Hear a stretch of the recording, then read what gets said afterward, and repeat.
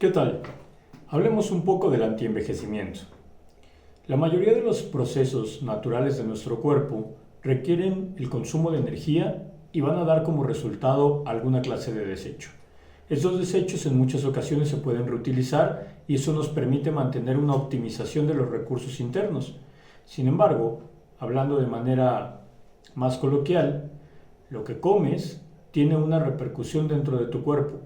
Va a gastar energía para ser consumido, va a brindarte una cantidad de energía y posteriormente se va a convertir en un desecho.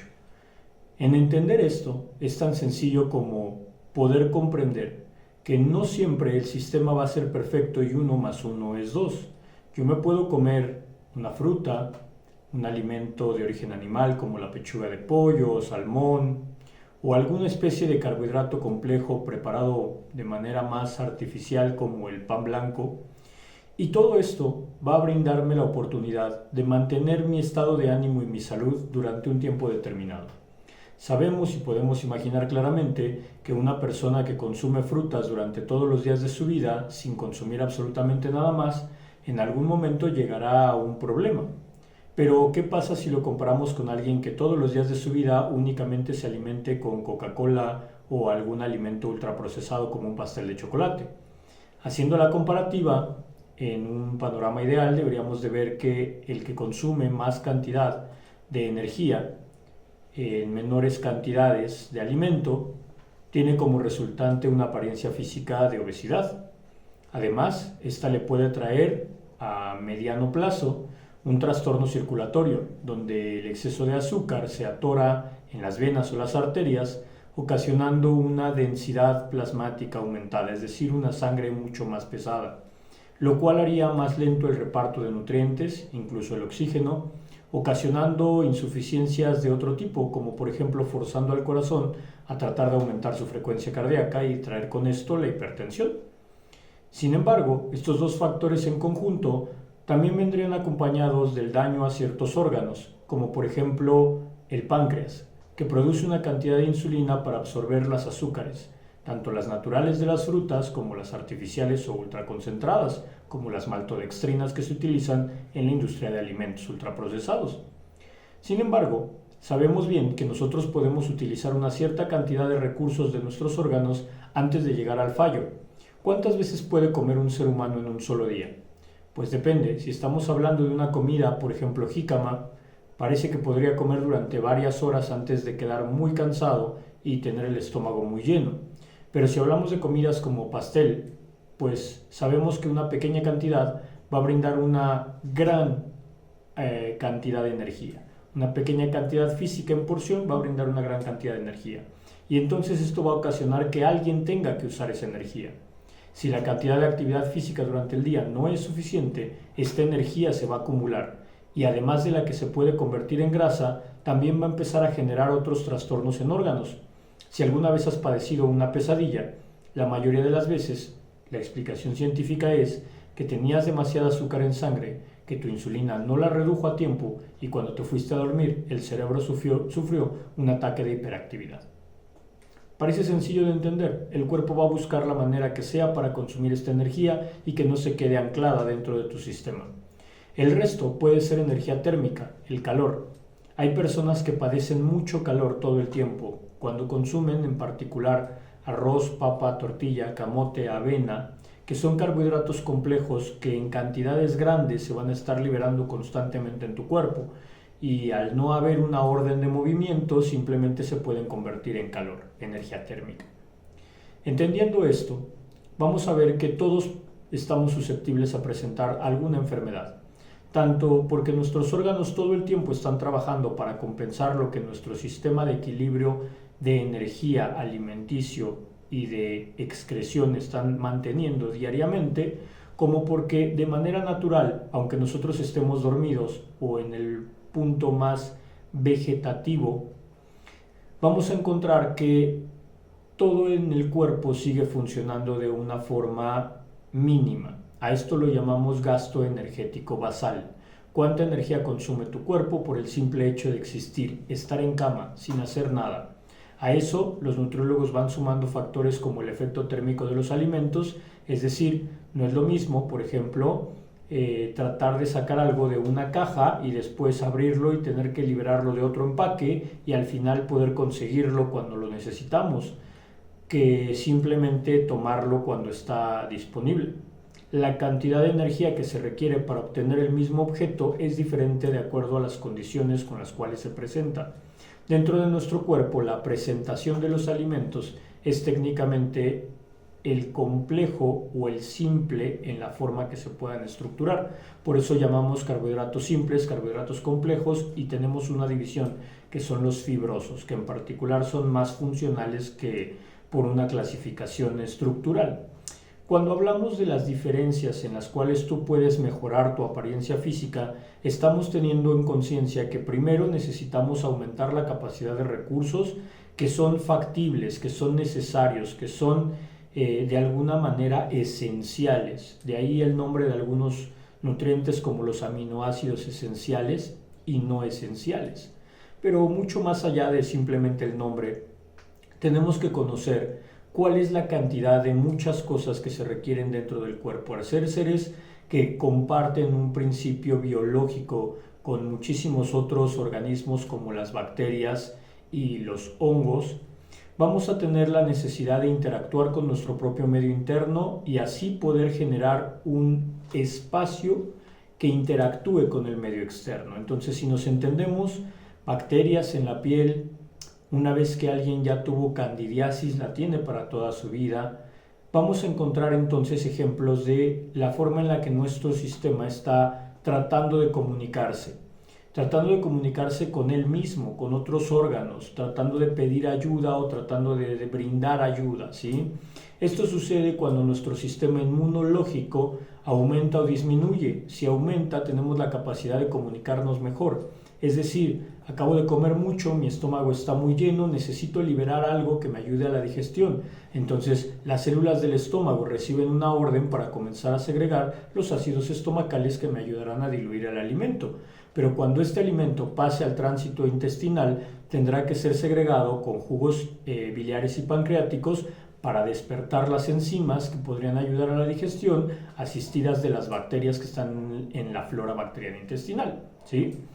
Cuando nosotros tenemos un proceso así de complejo para poder obtener una cantidad de carbohidratos por una cantidad de comida, porque el contenido, los macronutrientes, podríamos catalogarlos como proteínas, carbohidratos y lípidos. Pero, por ejemplo, un aguacate que contiene ácidos grasos esenciales o una palta que contiene ácidos grasos esenciales, no solamente es un aporte de ácidos grasos esenciales, también tiene otros elementos que pueden versatilizar la calidad del alimento, como por ejemplo puede contener agentes tóxicos como los pesticidas con los cuales estuvo en el medio de cultivo, o en la coloración propia puede contener más o menos elementos de color como los pigmogenoles. Cuando nosotros hablamos de la calidad de los alimentos, tenemos que comprender que de manera estandarizada cada país tiene un tipo de cultivo o un tipo de importación, es decir, qué tan fresco, qué tan conservado le llega el alimento es diferente. Además, el tipo de crianza que se le da puede ser más adecuado en algunos países para preservar el sabor y más adecuado en otros para preservar el peso. Por lo tanto, la forma en la que nosotros consumimos los alimentos se va a ver afectada desde la cocción que tú tengas en casa, el origen del alimento y en ese momento la susceptibilidad tanto intestinal como estomacal que tengas, mala cantidad de ácidos gástricos, mala masticación, mala cantidad de bacterias o incorrecta cantidad y calidad de bacterias intestinales puede ocasionar que la misma persona un día tolere bien un alimento y al otro se inflame horrible. Cuando hablamos de un paciente ideal, entonces creemos que alguien llega a una consulta buscando un aspecto específico de un medicamento, de un suplemento, y que él está preparado entonces para recibirlo, pero la realidad es que no. Más de 9 o 10 de 10 pacientes no vienen preparados para recibir un tratamiento antienvejecimiento. Por lo tanto, el comenzar con un proceso en el cual vamos a luchar por optimizar la cantidad de energía que ingresa al cuerpo, la velocidad y capacidad de asimilar esta energía, la forma en que esta energía se utilice, el desperdicio que genere y los recursos que consuma mientras está siendo optimizada, son la base del uso de cualquier medicamento que planea mejorar aún más estos protocolos. Mejorarlos de una forma simple. Cuando la herencia genética se lleva a cabo, cuando las células se dividen o se reproducen, siempre se van a contar la misma historia. Todo lo que saben hacer van a tratar de heredárselo a la célula hija. Sin embargo, la célula hija, si tiene un apuro y necesita estar lista muy rápidamente, probablemente no capte todas las instrucciones que se le dieron. Además, si la célula hija no está en el entorno adecuado para prestar atención, también su información será más corta. A esta pérdida de información en los telómeros, que es la forma en la que la parte celular genómica guarda la información de quién eres, el color de tu cabello, el color de tus ojos, el tono de tu piel, las características que van a tener tanto tus huesos como tus venas, tus arterias, tu corazón, etc. Porque recordemos que enfermedades como por ejemplo la insuficiencia valvular o problemas coronarios siempre van a estar relacionados a un tema que podría ser genético. Es más, enfermedades que hoy día son muy comunes como la obesidad que causa la diabetes,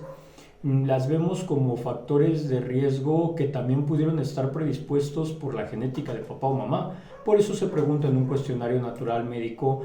cuáles son los antecedentes de padre o madre directamente.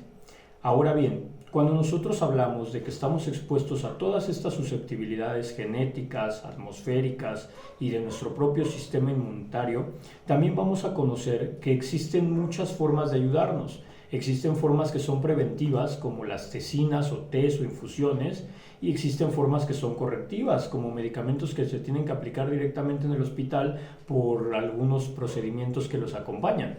Entonces, ¿qué es lo que podría hacer la medicina antienvejecimiento por mí? ¿Cómo podría funcionar para una persona que no va a vivir dentro de una clínica y que claramente no está cultivando sus propios alimentos? Bueno, hay varias maneras de poder determinar cuáles van a ser los alcances de los medicamentos importantes, pero vamos a estandarizarlos de una forma muy rápida. Lo más básico, lo que ya tengo, quién soy y cómo estoy compuesto. Muy probablemente tenga que hacer correcciones en mi sangre, cosas que me beneficien de manera general. Sabemos que hay ciertas vitaminas que deben estar presentes para mejorar ciertos procesos de supervisores hormonales, que será lo que llamaremos señalizadores o receptores, y en su momento también para controlar la calidad de la materia prima que se distribuye en estas órdenes, como lo serán las hormonas, que en realidad van a actuar como un protocolo de seguridad que garantice que el cuerpo esté haciendo lo que le corresponde, tanto en la parte de poner atención como en la parte de relajarse. Las hormonas están muy divididas en muchas categorías, pero para fines estéticos podríamos entender las que nos ayudan a optimizar ciertos procesos de nutrientes para llevarlos hasta cierto punto u órgano blanco,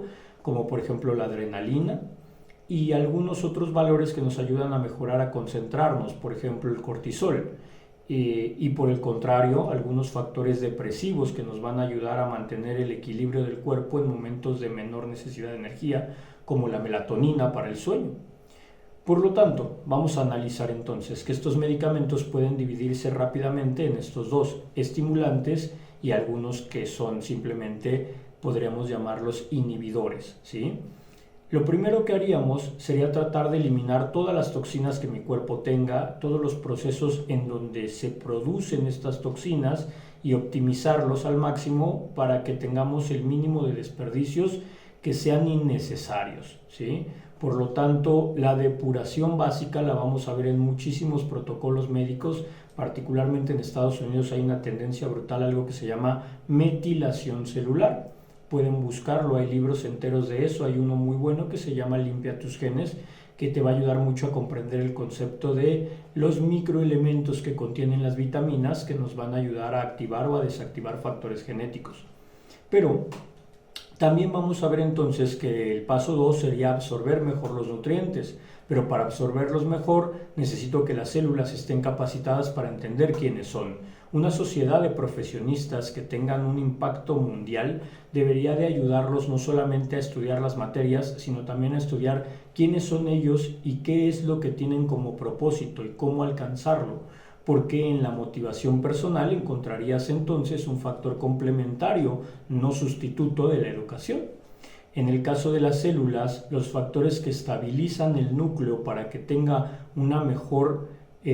un mejor soporte durante la temporada de división le ayudará a que la información genética que contiene se mantenga más completa y la parte estrecha de los telómeros que estaba perdiendo información con cada herencia nueva se detenga y deje de reducir su tamaño. Probablemente el paso 3 será entonces optimizar todo lo que esté disponible.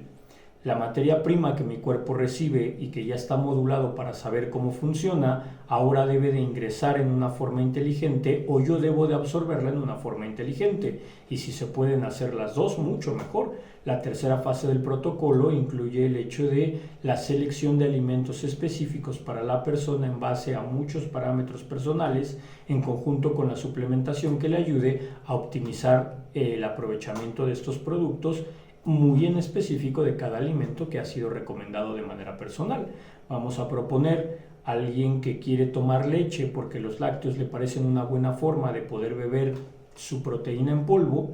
no lo quieren tomar en agua, pero es intolerante a la lactosa, entonces podría reducir su intolerancia a la lactosa con unas enzimas específicas que se llaman lactasa que ayudan a digerir la leche. Y entonces hay dos formas: tomar un suplemento de proteína que esté hidrolizado y contenga enzimas digestivas como la lactasa para que sea de fácil digestión o autodigestión, como lo hacen algunas frutas que por eso son tan sencillas de digerir, como la papaya y la piña, que contienen sus propias enzimas digestivas llamadas papaína y bromelina. Pero cuando tú estás buscando una forma alternativa también de mantener esta digestión, podríamos entonces buscar alternativas a la leche, que sean leche de soya, leche de arroz, leche de quinoa, leche de avena, etc. Simplemente, si lo que estabas buscando es sabor, podemos mejorar las opciones o incluso buscar una solución diferente. Tratar de mantener la ingesta de otro tipo de alimentos como el queso, que no necesariamente todos van a generar una inflamación a los intolerantes a la lactosa. Así es que buscar una tercera parte en el protocolo para que esto pueda ser sostenible durante el resto de tu vida es algo muy importante que la medicina tradicional no busca. La medicina tradicional te dice, si no te tomas esto, te mueres, como en el caso de los hipotiroideos. Pero ese medicamento con el tiempo va presentando una resistencia. Cada vez funciona menos, cada vez necesito más medicamento y cada vez lo necesito más frecuentemente. En cambio, con un protocolo antienvejecimiento, estás encontrando el estatus ideal para mantenerlo durante el resto de tu vida sin la necesidad de sufrir porque tienes que subir las dosis. Además, en una cuarta fase tienes que tener un mantenimiento de todo lo que ya ganaste. ¿Este mantenimiento qué es? Es lo que artificialmente haría tu cuerpo si tuviera un poco más de hormonas. Es decir, si tu cuerpo tuviera más estrógenos cuando llegas a la edad adulta, como los 40 años donde empieza la premenopausia o 45 donde probablemente la menopausia ya está presente, la pérdida de hormonas como los estrógenos causa a veces una diferencia brutal. La progesterona versus el estrógeno es algo así como 1 contra 50. Entonces, cuando pierdes el estrógeno de manera natural por envejecimiento, lo que te queda es progesterona y ya no tienes la fuerza que tenías antes de 50 mujeres, ahora te queda la de una. Es así de sencillo, por lo cual el cuerpo pierde capacidades y los huesos se vuelven porosos, los cojinetes que recubren las articulaciones, tendones, ligamentos o espacios intervertebrales se pierden y empezamos a perder peso, la caída del cabello es tan acelerada y ya no se recupera, el cierre de los folículos trabaja porque hay otras hormonas interactuando de manera directa como la DHT o testosterona en compensación en las mujeres, por ejemplo, para tratar de mitigar el efecto de la pérdida de estrógenos y eso ocasiona que se queden calvas, como lo haría un hombre que tiene alopecia androgénica o que utiliza esteroides y que aumenta mucho su testosterona y el resultado es DHT al cuero cabelludo. Pero también tenemos la necesidad de entender que esta regulación hormonal no se puede hacer de manera directa inyectándote hormonas, porque esto ocasionaría que muy probablemente tengas un efecto de rebote, es decir, los tejidos que tenían que recibir estas hormonas para beneficiarte los recibirán, pero habrá una cantidad infinita que saldrá a otros tipos de tejidos a causar efectos secundarios indeseables. Es lo que pasa cuando las mujeres acuden a una consulta y se les ponen directamente estrógenos conjugados y las engordan brutalmente y empiezan a tener otro tipo de trastornos diferentes que no están relacionados directamente con el envejecimiento, sino con un cuerpo que está sufriendo un estrés hormonal. En el caso de los varones, el uso de esteroides ha liberado muchísimas veces la polémica de la ginecomastia, la caída del cabello, algunos problemas en la piel, acné que parece ser el mismo acné juvenil y que en los pacientes que padecieron acné juvenil va a ser súper recurrente con el uso de esteroides. Se previene con un medicamento que no esté estimulando directamente a la testosterona o al estrógeno de una forma intensa y constante, sino paulatina y gradual. Es decir, poco a poco vamos a ir con las semanas mejorando la capacidad para producir testosterona o la capacidad para producir estrógenos o para producir cortisol de calidad o para producir melatonina, y esto nos va a ayudar a que nuestro cuerpo tenga la seguridad de empezar a revertir los efectos de inseguridad en los dolores, en las fatigas y en algunos trastornos digestivos donde claramente me estoy dando cuenta que no absorbo nutrientes, como ya habíamos hablado en la fase 2 del medicamento. Entonces, un protocolo antienvejecimiento te va a llevar del estatus donde tu cuerpo se está desgastando cada vez más y no vas a tener un momento en el que frene estos daños, a un estado, digamos, etéreo, en el que ya no va a haber una necesidad de aumentar medicamentos para proteger tu salud, para prevenir otro proceso de daño. Cuando hablamos del costo-beneficio de detener el envejecimiento, nos damos cuenta que dependiendo de la edad que tú llegues, esto puede ser la gran solución a muchas enfermedades que genéticamente estabas predispuesto a presentar, como el cáncer. En muchas mujeres, desde que son adolescentes, se presenta el síndrome de ovario poliquístico, que puede terminar en enfermedades mucho más graves porque esto ya presenta el calibre de una mutación genética, es decir, hay células que se están cambiando a elementos estructurales que no deberían de estar en los lugares donde habitan. Eso es un quiste, que también comparte una naturaleza con un pólipo o con un mioma, que en realidad, dependiendo de la forma en la que crezcan, la proliferación, el espacio, etcétera, podríamos hablar de algunos elementos que solamente se pueden eliminar, como verrugas, que al tocarlos se caen completos y no vuelven a surgir porque no dejan una impresión genética, o elementos que, sin importar cuántas biopsias lleven, vuelven a presentar mutaciones y alteraciones. Por lo tanto, reducir estos impactos depende mucho de tener un cuerpo mucho más joven. ¿Alguna vez has escuchado las estadísticas de enfermedades graves como el cáncer en pacientes de 50 años versus pacientes de 22 o 23? En realidad el cáncer se presenta mucho más en edades avanzadas y no es necesario ni obligatorio que tengamos una mala vida, simplemente el cuerpo se desgasta con la edad, pierde capacidades de regulación y entre ellas avisarse a sí mismo lo que está sucediendo en otros órganos. Entonces es muy importante que entiendas que el concepto de antienvejecimiento puede prevenir desde las lesiones generales por el exceso de entrenamiento, por el exceso de condiciones. Si permaneces sentado muchas horas del día, está claro que va a haber espacios que pueden molestarse, como los espacios arteriales del femoral, y ocasionar daños en el nervio o en la circulación, trayendo consigo la celulitis en la parte lateral del glúteo, o los problemas de ciática, o la mala circulación que viene acompañada de varices, arañitas, lo que conocemos como insuficiencia venosa. Y bueno, pues a final de cuentas el trastorno también en los pies y el exceso de azúcar en el paciente diabético que lo lleva a la amputación podría estar relacionado con el corte de la oxigenación a partir de estar sentado muchas horas y, claro, tener un azúcar alta durante mucho tiempo. Pero todo esto podría ser más fácilmente regulado cuando el paciente es joven. ¿Por qué? Porque solamente hay que preocuparnos por un aspecto que está siendo afectado, no por toda la forma en la que el cuerpo está interactuando con este aspecto y todos están llevando mal las noticias. Por lo tanto, el uso de un tratamiento antienvejecimiento previene que tengas la necesidad de combatir enfermedades desde múltiples ángulos y puedas hacerlo directamente de una forma que aumenta la probabilidad de sobrevivir y sobre todo de curarte de casi cualquier cosa. Es por eso que incluso dentro de las terapias más avanzadas del mundo se incluyen protocolos desesperados, como te decía, no son preventivos, son correctivos en el uso de células madre que han ayudado tanto a revertir enfermedades muy crueles y difíciles como el Parkinson, que hoy día son un tratamiento en experimentación que se utiliza de la manera, digamos, más exigente posible, porque es un proceso neuronal en donde se inyectan células madre.